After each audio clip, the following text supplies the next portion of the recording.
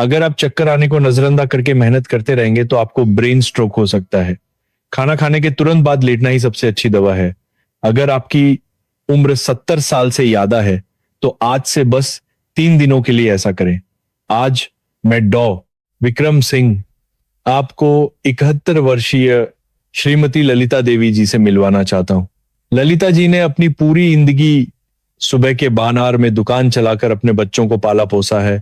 उन्होंने एक पल के लिए भी आराम से बैठकर जिंदगी नहीं गुजारी, इसलिए आस पास के लोग उन्हें एक आदर्श और मेहनती महिला के रूप में जानते थे और उनकी बहुत तारीफ करते थे। ललिता जी खुद भी अपनी इस ईमानदारी को किसी तमगे की तरह मानकर जीती थी, लेकिन लगभग 6 महीने पहले उनमें कुछ अजीब लक्षण दिखने शुरू हो गए। रोन की तरह काम खत्म करके जब वो पेट भरकर एक कटोरी खिचड़ी खाती तो अचानक उनकी आंखों के सामने अंधेरा छा जाता और सिर घूमने लगता था। शुरुआत में उन्होंने यह सोचकर इसे नजरअंदाज कर दिया कि शायद बहती उम्र के कारण उनकी ताकत कम हो रही है, इसलिए उन्होंने पौष्टिक खाना यादा खाना शुरू कर दिया और सेहत के लिए फायदेमंद कहे जाने वाले सप्लीमेंट्स भी खरीदे। लेकिन लक्षणों में सुधार होने के बजाय वे और भी बदतर होते गए। बाद में हालत यह हो गई कि खाना खाते ही उनका शरीर हारों किलो का लगने लगता और दुनिया घूमने का एहसास इतना तेज होता कि उन्हें वहीं बैठ जाना पड़ता था। ललिता जी को लगता था कि वो बीमारी का बहाना बना रही हैं, इसलिए उन्होंने अपने बच्चों को भी कुछ नहीं बताया और अकेले ही दर्द सहती रही। अस्पताल जाकर जांच करवाने पर भी डॉक्टरों ने कहा कि न तो उनमें खून की कमी है और न ही उनका ब्लड प्रेशर असामान्य है। लेकिन ललिता जी की पिया बिल्कुल असली थी। जब मैं उनसे मिला तो मैं तुरंत इसका कारण समझ गया। ये उनके मस्तिष्क को बचाने के लिए शरीर द्वारा भेजा गया आखिरी बचाव संकेत था। दोस्तों, हमारा मस्तिष्क हमारे शरीर के वनन का केवल 2% हिस्सा है, लेकिन यह छोटा सा अंग हमारे शरीर की कुल ऑक्सीजन और ऊर्जा का 20% अकेले इस्तेमाल करता है। ये एक तरह का वीआईपी अंग है जो बहुत ज्यादा कीमती ईंधन की खपत करता है। अगर मस्तिष्क अकेले इस्तेमाल करते हैं में जाने वाले रक्त की आपूर्ति सिर्फ 1 मिनट के लिए भी कम हो जाए तो मस्तिष्क की कोशिकाएं चीखने लगती हैं। जब हम खाना खाते हैं तो हमारे शरीर में रक्त का एक बेला स्थानांतरण होता है। भोजन को पचाने के लिए बहुत सारा खून हमारी आंतों की ओर चला जाता है। इस समय हमारे शरीर को बहुत सटीकता से रक्त का बंटवारा करना होता है। पेट को खून देते हुए भी उसे मस्तिष्क में जाने वाले रक्त प्रवाह को स्थिर रखना होता है, लेकिन उम्र बढ़ने के साथ यह नियंत्रण क्षमता धीरे धीरे खराब होने लगती है। जब खून पेट की ओर की 12 को बड़े माने लगती है, मेले सलाम में नियंत्रण की समझी जाता है, तो शरीर मस्तिष्क में जाने वाले खून की रक्षा नहीं कर पाता है। श्रीमती ललिता देवी जी का मस्तिष्क भूखा था, फिर भी वह जबरदस्ती अपने शरीर को हिला डुलाकर काम करती रही और इसका नतीजा मस्तिष्क में रक्त प्रवाह की कमी के रूप में सामने आया। यह सिर्फ चक्कर आने की समस्या नहीं है, यह एक चेतावनी है कि आपका मस्तिष्क धीरे धीरे सूख रहा है। आज मैं जो कहानी बताने जा रहा हूं वो उन लोगों के लिए एक ब्रेन रिवाइवल मैनुअल है जो ललिता जी की तरह बिना किसी ज्ञात कारण के चक्कर आने और खाने के बाद की थकान से पीड़ित हैं। खाना खाने के तुरंत बाद क्यों लेटना चाहिए और यह छोटा सा काम कैसे आपके मस्तिष्क को 10 साल छोटा बना सकता है, इसके वैज्ञानिक सिद्धांत और इसे करने के तरीकों के बारे में मैं एक एक करके बताऊंगा। यह आलस्य नहीं है, यह आपके मस्तिष्क के लिए सबसे सम्मानजनक देखभाल है। मुझे यकीन है कि आज का वीडियो आपके और आपके परिवार के मस्तिष्क के स्वास्थ्य की रक्षा करने में बहुत मददगार साबित होगा। मुख्य कहानी शुरू करने से पहले कृपया अभी लाइक बटन दबाएं और कमेंट में मस्तिष्क शब्द लिखें। आपकी ये छोटी सी भागीदारी इस कीमती स्वास्थ्य जानकारी को उन और लोगों तक पहुंचाने में एक बड़ी ताकत बनेगी जिन्हें इसकी सख्त जरूरत है। चलिए अब सीधे मुख्य विषय पर आते हैं। दोस्तों, आज से बस एक बात याद रखें, खाना खत्म होते ही आपका सबसे जरूरी काम न तो बर्तन धोना है और न ही मोहल्ले का एक चक्कर लगाना है, बल्कि उसी जगह पर 20 मिनट के लिए आराम से लेटना है। जी हां, आपने सही सुना, खाना खाने के तुरंत बाद लेटना ही मस्तिष्क को बचाने का सबसे पक्का और सबसे तेज नुस्खा है। ऐसा क्यों है? अब मैं आपको इसके आश्चर्यजनक चिकित्सा कारणों को बहुत ही सरल शब्दों में समझाता हूं। जब हम खाए होते हैं या बैठे होते हैं तो हमारा शरीर गुरुत्वाकर्षण नामक एक विशाल शक्ति से लड़ रहा होता है। कल्पना कीजिए कि आपका हृदय एक ऊंची इमारत के बेसमेंट में लगा पानी का पंप है और आपका मस्तिष्क उस इमारत की सबसे ऊपरी मंजिल यानी 10वीं मंजिल का पेंट हाउस है। बेसमेंट के पंप को 10वीं मंजिल तक पानी पहुंचाने के लिए जबरदस्त दबाव की जरूरत होगी, है ना। हमारे हृदय के साथ भी ऐसा ही होता है। गुरुत्वाकर्षण के विरुद्ध खून को सिर के ऊपर तक धकेलना हृदय के लिए एक बहुत ही थकाऊ और मुश्किल काम है। लेकिन यहाँ एक और बड़ी समस्या पैदा होती है, वो है खाना खाने के बाद की स्थिति। जब हम खाना खाते हैं तो हमारा शरीर एक आपातकालीन स्थिति में चला जाता है, क्योंकि पेट और छोटी आंत को भोजन को तोड़ने और पोषक तत्वों को सोखने के लिए भारी मात्रा में रक्त की जरूरत होती है। इस समय हमारे शरीर का ब्लड मैनेजर एक निर्णय लेता है, अभी पाचन ज्यादा जरूरी है, इसलिए दूसरी जगहों पर जाने वाले खून को थोड़ा कम करके पेट की ओर भेज देते हैं। इस प्रक्रिया में सबसे पहले जहां से खून छीना जाता है उनमें से एक है हमारा मस्तिष्क। पहले से ही गुरुत्वाकर्षण के कारण खून ऊपर भेजना मुश्किल था और अब पेट सारा खून अपनी ओर खींच लेता है, जिससे पेंटहाउस रूपी मस्तिष्क में पानी की आपूर्ति बंद हो जाती है, यानी सूखे जैसी स्थिति पैदा हो जाती है। यही पोस्टप्रांडियल हाइपोटेंशन या खाने के बाद मस्तिष्क में रक्त प्रवाह की कमी का असली सच है। मस्तिष्क तक पहुंचने वाली ऑक्सीजन और पोषक तत्व अचानक कम हो जाते हैं, जिससे सिर भारी लगता है, नींद आने लगती है और अगर स्थिति गंभीर हो तो ललिता जी की तरह दुनिया घूमती हुई महसूस होती है और चक्कर आते हैं। लेकिन इस समय अगर आप अपने शरीर को क्षैतिज रूप से लिटा दें तो क्या होगा? बेसमेंट के पंप को 10वीं मंजिल तक पानी भेजने की जरूरत नहीं पड़ेगी, क्योंकि हृदय और मस्तिष्क एक ही स्तर पर आ जाते हैं। अब पंप को बस पानी को बगल में धकेलना है। सिर्फ 10% ताकत लगाकर भी मस्तिष्क में खून तेजी से पहुंचने लगता है। मस्तिष्क की कोशिकाओं को तारी ऑक्सीजन मिलती है और वे फिर से सक्रिय हो जाती हैं। ललिता जी भी मेरी बात सुनकर हैरान रह गईं। उन्होंने पूरी देखना फौराज जैसवान जिंदगी यही सुना था कि खाने के तुरंत बाद लेटने से इंसान आलसी बन जाता है, इसीलिए वह चक्कर आने के बावजूद जबरदस्ती बाजार में घूमती रहती थी। उनकी यही मेहनत असल में उनके मस्तिष्क को सुखा रही थी। उन्होंने मेरे बताए अनुसार खाना खाने के बाद ठीक भी 20 मिनट के लिए तिरछा लेटना शुरू कर दिया और फिर चमत्कारी रूप से खाने के बाद आने वाले वो भयानक चक्कर ऐसे गायब हो गए जैसे कभी थे ही नहीं। बेशक कुछ सावधानियां भी हैं। यह उन लोगों के लिए है जिन्हें एसिड रिफ्लक्स की समस्या है। अगर ऐसे लोग पूरी तरह से सपाट लेटते हैं तो पेट का एसिड भोजन नली में ऊपर आ सकता है और सीने में जलन हो सकती है। ऐसी स्थिति में अपनी पीठ के पीछे एक कुशन या तकिया रखकर अपने ऊपरी शरीर को लगभग 15 से 20 डिग्री तक थोड़ा ऊपर उठाएं।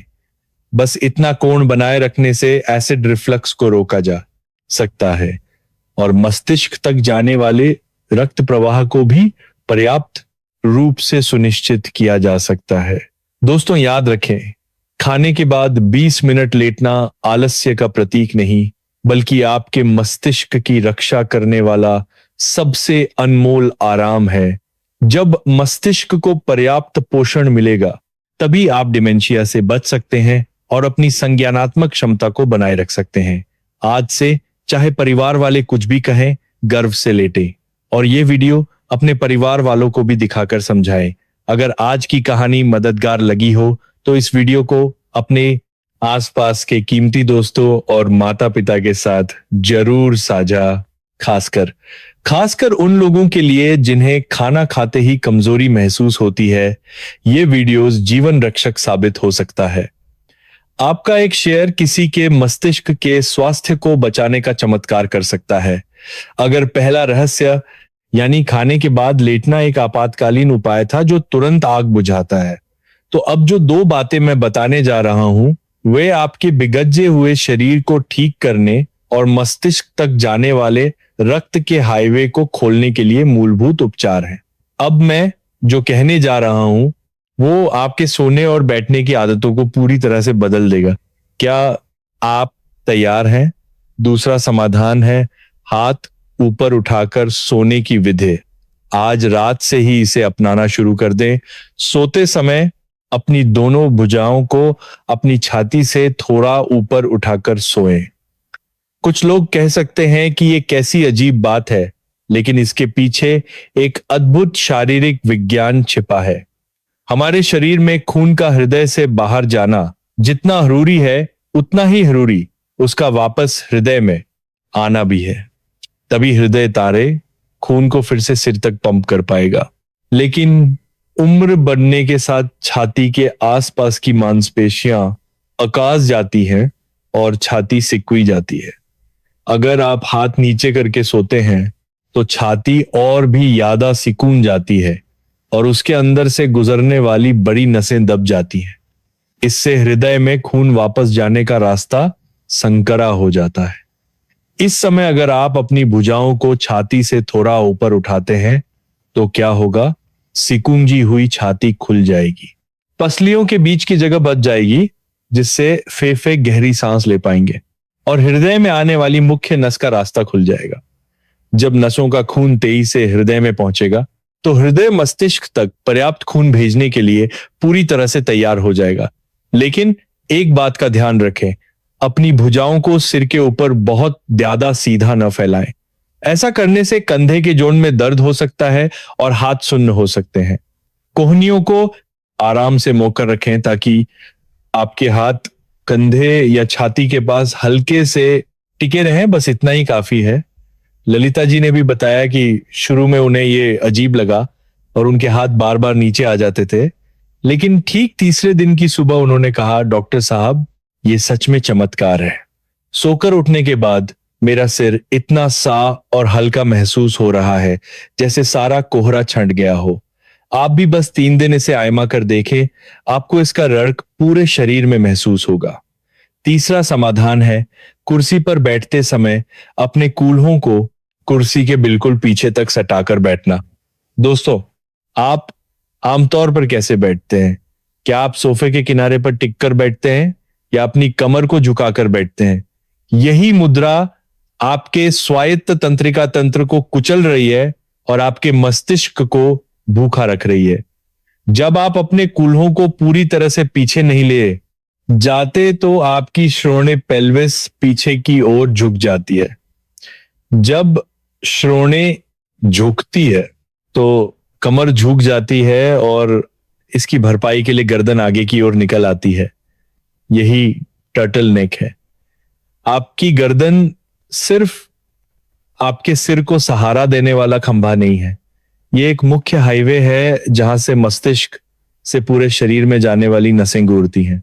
विशेष रूप से रक्त वाहिकाओं को नियंत्रित करने और हृदय की धड़कन को प्रबंधित करने वाला स्वायत्त तंत्रिका तंत्र ऑटोनॉमिक नर्वस सिस्टम इसी गर्दन की हड्डियों के बीच से गुजरता है। लेकिन जब गर्दन कछुए की तरह आगे निकल जाती है और गर्दन की हड्डियां सीधी हो जाती हैं तो क्या होता है? ये वैसा ही है जैसे इस हाईवे पर एक बड़ी चट्टान गिर जाए और रास्ता बंद हो जाए। नसें दब जाती हैं और मुड़ जाती हैं, जिससे सिग्नल का प्रसारण गड़बड़ा जाता है।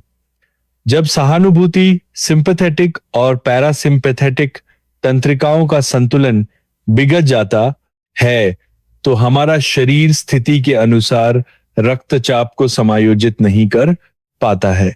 खाना खाने के बाद जब खून पेट की ओर जाता है तो स्वायत्त तंत्रिका तंत्र को तुरंत प्रतिक्रिया करके रक्त वाहिकाओं को सिकोड़ना चाहिए ताकि रक्तचाप बना रहे, लेकिन ये क्षमता खत्म हो जाती है।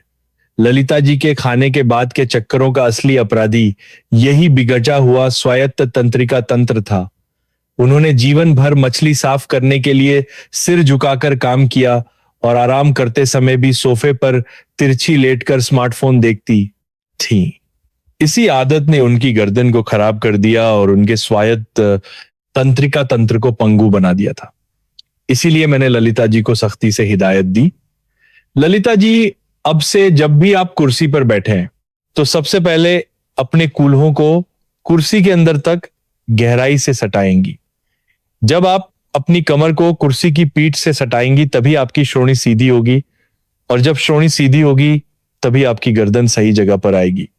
जब गर्दन सीधी होगी तभी मस्तिष्क तक जाने वाला हाईवे खुलेगा और स्वायत्त तंत्रिका तंत्र फिर से काम करना शुरू करेगा। ये कहने पर ललिता जी ने उस दिन से सचेत रूप से अपने कूल्हों को पीछे करके बैठना शुरू कर दिया। शुरू में उन्हें कमर में अकन के कारण असुविधा हुई, लेकिन जल्द ही उन्हें इसकी आदत हो गई और उन्होंने खुशी खुशी बताया कि आश्चर्यजनक रूप से उनका पुराना सिर दर्द भी गायब हो गया था। दोस्तों, आज मैंने जो हाथ ऊपर उठाकर सोने की विधि और कूल्हों को पीछे करके बैठने की विधि बताई है, वे बिना एक भी रुपया खर्च किए आपके मस्तिष्क को बचाने वाली सर्वोत्तम औषधियां हैं। जब स्वायत्त तंत्रिका तंत्र ठीक हो जाता है तो खाने के बाद रक्तचाप का नियंत्रण तो होता ही है, साथ ही अनिद्रा और पुरानी थकान जैसी समस्याएं भी एक साथ हल हो सकती हैं। अगर आज का वीडियो सच में मददगार लगा तो सब्सक्राइब बटन और नोटिफिकेशन बेल को जरूर दबाएं। इससे आप अपने स्वास्थ्य की रक्षा करने वाली कीमती जानकारी को बिना चूके प्राप्त कर सकेंगे। आपका सब्सक्रिप्शन मुझे और बेहतर वीडियो बनाने के लिए वास्तव में बहुत बड़ी ताकत देता है। चलिए, अब मैं आपको ललिता जी का वो जादुई दैनिक कार्यक्रम बताता हूं जिससे उन्होंने सिर्फ 3 दिनों में अपनी ऊर्जा वापस पा ली। आप भी अभी कागज और पेन निकालकर इसे लिख सकते हैं या फिर इस जानकारी को अपने दिमाग में अच्छी तरह से सहेज लें।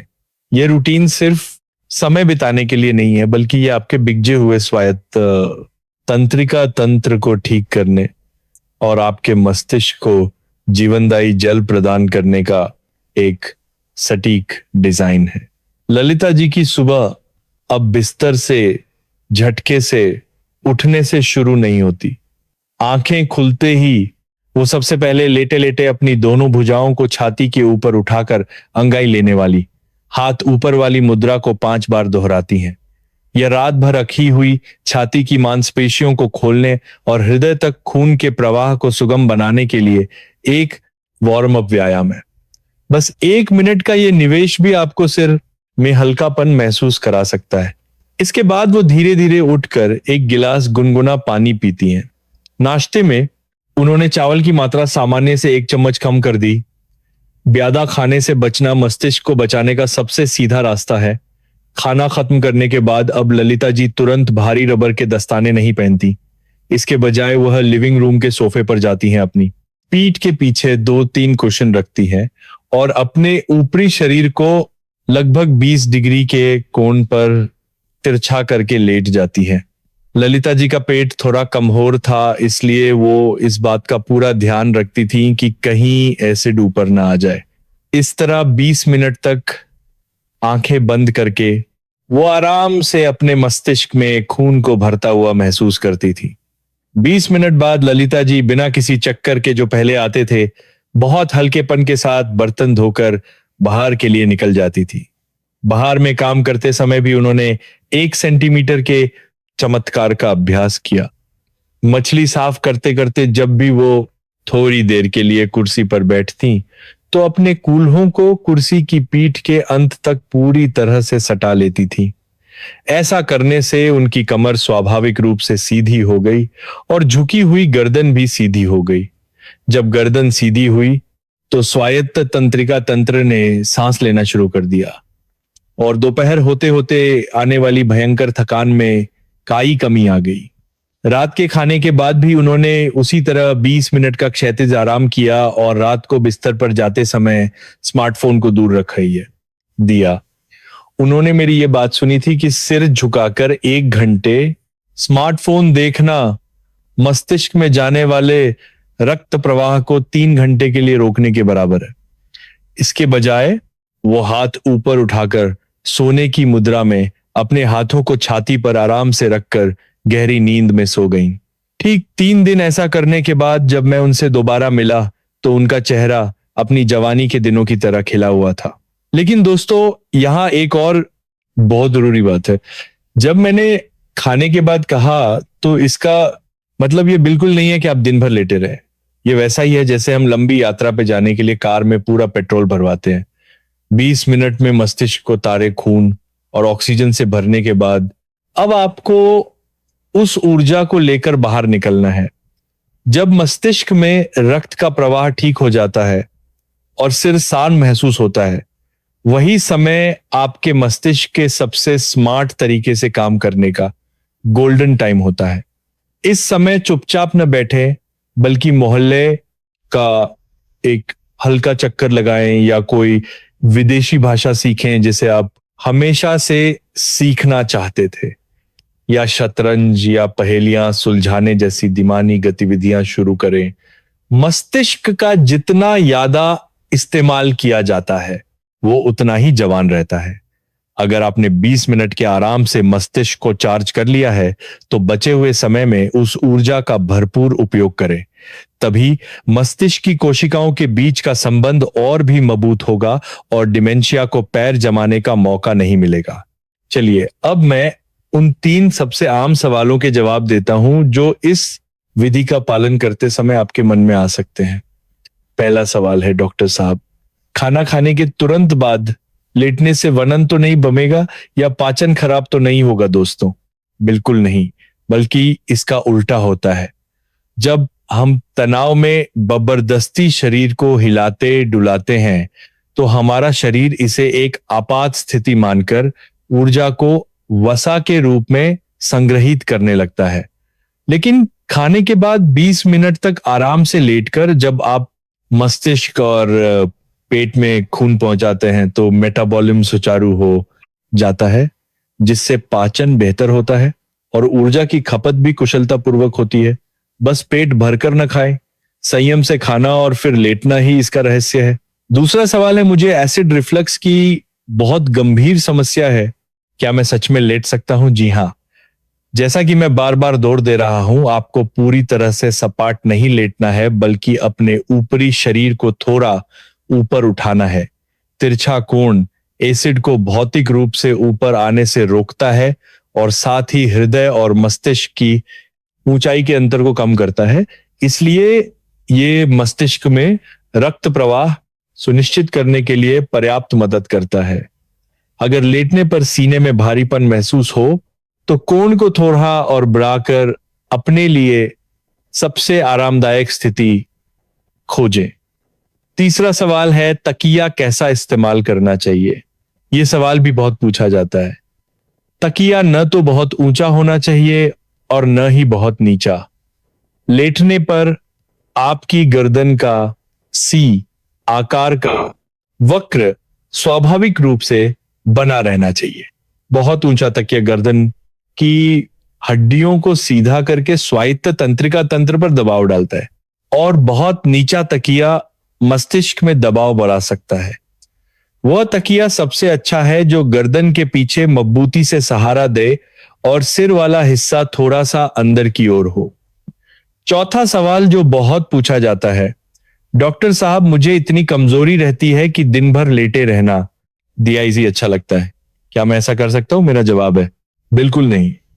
हमारे शरीर की मांसपेशियां और मस्तिष्क अगर इस्तेमाल न किए जाए तो उन पर तुरंत जंग लग जाती है। खाने के बाद 20 मिनट का आराम केवल मस्तिष्क में रक्त प्रवाह को बनाए रखने के लिए एक रणनीतिक विराम है। उस विराम के बाद गतिविधि नामक वाक्य का आना जन जरूरी है। खूब चलें, खूब हंसें और नई चीजें सीखने का आनंद लेना नैनी छो है। यही मेरे द्वारा बताए गए सच्चे मस्तिष्क स्वास्थ्य विधि की पूर्णता है। दोस्तों, आज मैंने जो रूटीन बताया है वो कोई बहुत बड़ा रहस्य नहीं है।